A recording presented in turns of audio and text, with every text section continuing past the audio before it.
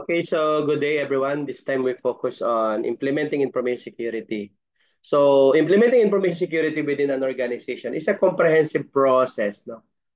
Aim at protecting data, systems, and networks from unauthorized access, no? Cyber threats and data breaches. So because it involves the establishment of policies, procedures, and technical controls to mitigate risk and ensure that sensitive information remains secure. The goal is to maintain the confidentiality, integrity, and availability of data, which are the core principles of information security. In a world where cyber threats are continuously evolving, organizations must prioritize security to protect their assets, no, reputations, and customer trust. So the first step in implementing information security is to conduct a thorough risk assessment. And this process involves identifying and analyzing potential security risks that could impact the organization. So by understanding the unique threats and vulnerabilities associated with each operations, the organizations can prioritize security measures according to risk level. So the key aspect of the assessment include evaluating current security controls, identifying potential vulnerabilities, and estimating the likelihood and impact of various threats. And this assessment actually serve as the foundation for developing a targeted security strategy. One risk are assessed now that the organization should establish a clear security policies and standards. So these policies define how employees, partners, and other stakeholders should handle sensitive information and ensure compliance with industry regulations. Common policies cover areas like password management, data classification, access control, incident response, and acceptable use of company resources. A well-documented policy framework helps to set expectation and provides guidelines for safe practices, which reduces the likelihood of security breaches due to human error. No? And to give us some more details about the topic, let us play the video presentation sent to us by our presenter this evening.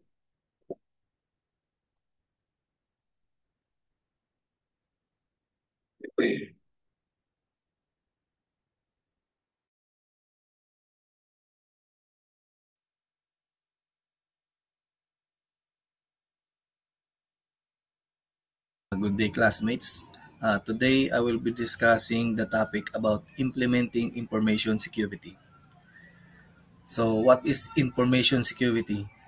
Information security, often referred to as InfoSec, refers to the processes and tools designed and deployed to protect sensitive business information from modification, disruption, destruction, and inspection. So it is important to safeguard sensitive data, maintaining trust, and must ensure compliance. So what are the three components of information security?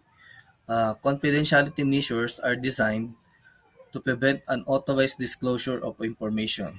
The purpose of confidentiality principle is to keep personal information private and to ensure that it is visible and accessible only to those individuals who own it or need it to perform their organizational functions. And the number two is integrity. Integrity consistency includes protection against unauthorized changes, additions, deletions, alterations, etc. to data. The principle of integrity ensures that data is accurate and reliable and is not modified incorrectly, whether accidentally or maliciously. The third one is availability. Availability is the protection of systems' ability to make software systems and data fully available when a user needs it or at a specified time. The purpose of availability is to make the technology infrastructure, the applications, and the data available when they are needed for an organizational process or for an organization's customers. So the next one is why do we need to be aware? Computer-based crimes are not something new to us. Viruses have been with us for well over 20 years. Spyware has clocked up more than a decade since the earliest incident, and large-scale use of phishing can be traced back to at least 2003. So information security awareness is evolving in response to the evolving nature of cyber attacks, increase targeting of personal information, and the cost of and scale of information security breaches. Furthermore, many individuals think of security in terms of technical controls, not realizing that they, as individuals, are targets and that their behavior can increase risk of or provide countermeasures to risk and threats. So, as a security awareness program is the best solution that an organization can adapt to reduce the security threats caused by internal employees or outside threats. A security awareness program helps employees to understand the information security is not an individual's responsibility. It is the responsibility of everyone. So what are the common information security threats? Number one is the phishing, deceptive emails or messages designed to trick users into revealing personal information such as password or credit card numbers.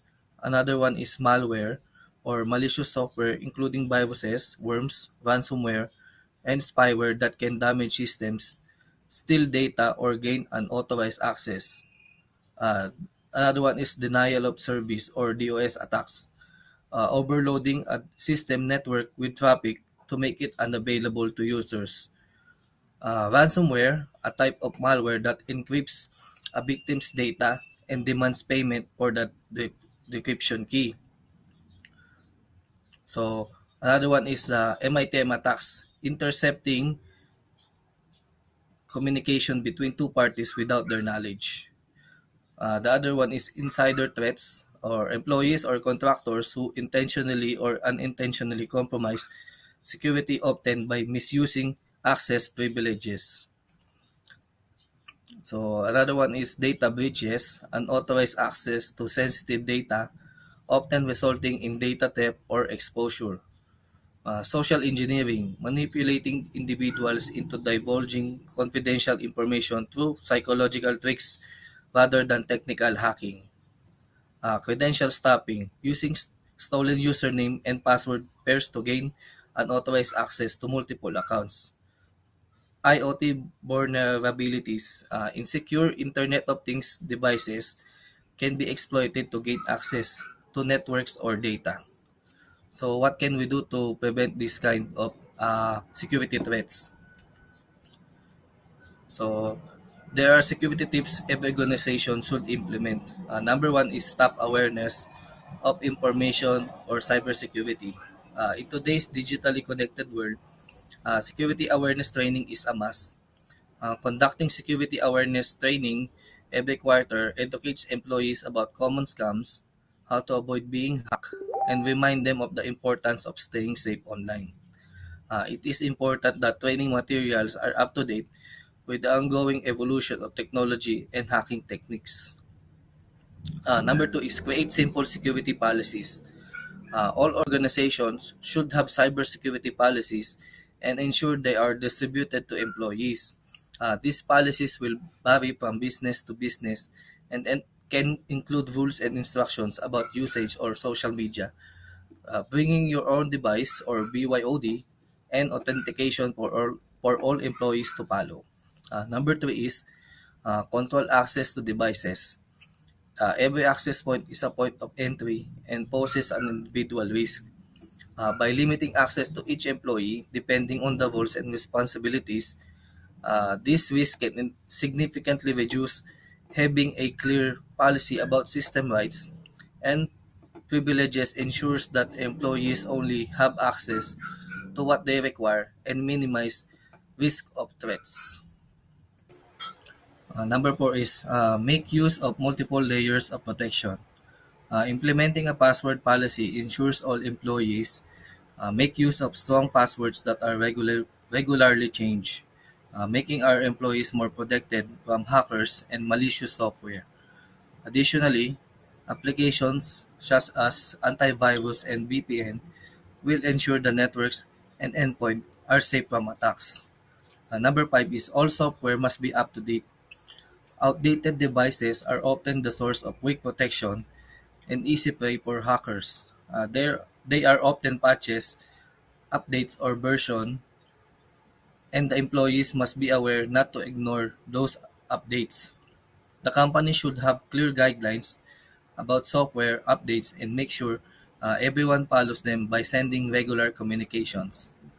Number six is have a risk assessment regularly.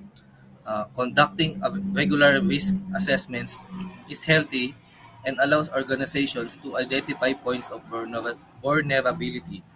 Once the risk assessment is complete, organizations should try to address vulnerabilities to minimize any risk. Uh, this will enable both the employees and the employer to be safe in case of an emergency. Uh, Number seven, communicate clearly to employees. Having a standard company template for important emails and clearly labeling them as important or urgent helps ensure all employees do not miss out on information. All incidents should be communicated immediately with as urgent as well as indicating if it is public, internal, commercial, or restricted so it doesn't breach confidentiality. Number eight is have an incident response plan. Along with the risk assessment, there must be a clear incident response plan. The response plan allows employees to follow guidelines and prevent further incidents or losses to the company. Have a risk register of all the risks the company could face and some proposed solutions from cybersecurity experts will allow employees to use them as guidelines when an incident occurs. Number nine is secure online payments. Organizations are often scammed with false invoices to make payments or to scammers. Implementing rules such as if a payment exceeds a certain amount, the accounting calls to authenticate it helps protect organizations from this type of scam. Number 10, conduct cybersecurity simulations. Conducting cybersecurity simulations will enable employees to be on guard for any incidents, ensuring they are unique to the employees' jobs, ensures they can implement their learnings from the simulation. If an employee fails the simulation, conducting additional awareness sessions will allow them to gain further knowledge that helps them keep themselves and the organization safe in the future. So, what are the challenges in implementation? Uh, Regular updates to counter sophisticated hacking practices that have evolved. Organizations need to regularly update their hardware, software, and security strategy to be one step ahead of the attackers. Another one is need continuous learning. The learning process is a continuous process as the new threats are new and never ending. Complex to set up or setting up security architectures and tools, specialized personnel needs to be employed as it is a complicated and time-consuming process. So another one is slower systems. Systems tend to be sluggish as these security applications consumes a lot of resources. Another one is constant monitoring. Real-time monitoring of the system and network is required to detect threats well in advance, enabling the security team to assess the threat level and have a cybersecurity strategy to counter the same. So another one is talent shortage. The number of qualified professionals is few compared to the requirements in the field of cybersecurity. And the last one is expensive. So cybersecurity is very expensive, requiring consistent learning and spending in a continuously ongoing fashion which can be a challenge for many small businesses. So, what is the conclusion of the topic?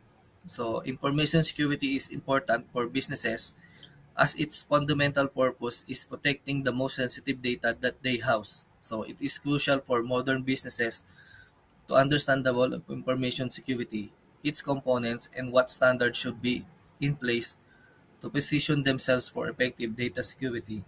So, by developing comprehensive security policies, conducting regular risk assessments, and investing in the right technologies and training, we can create a resilient security posture that adapts to evolving threats. However, it is essential to remember that information security is an ongoing process Continuous monitoring, updates, and employees manage engagement are key to maintaining our defenses. So with that topic, sir, thank you and good evening, sir.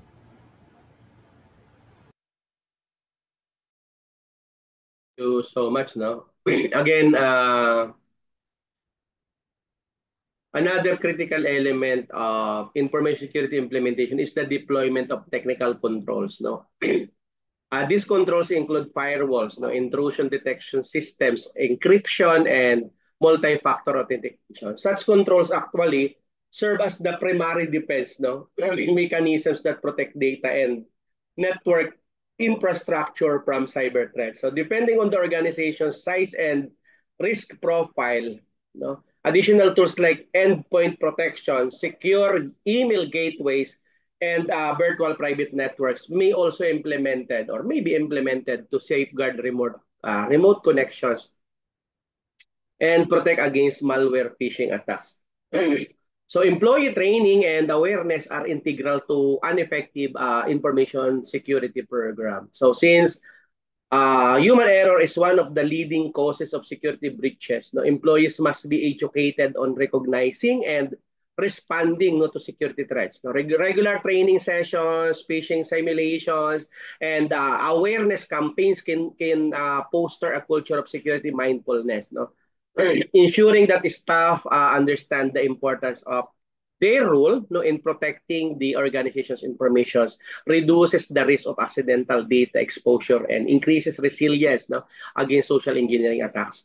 And implementing information security requires among monitoring, evaluation, and adaptation. No? Security is not a one-time effort, no, class. No, it must evolve with emerging threats and technological advancement. Organizations should regularly audit their security controls, no, test incident response plans, and update the policies, no, to reflect current best practices. Continuous monitoring tools can provide real-time alerts for suspicious activities, allowing security team to respond quickly, no, to potential incidents. So I think maintaining an adaptable security posture, organizations can better protect themselves, no, evolving from evolving threats and ensure a long-term data protection. Okay.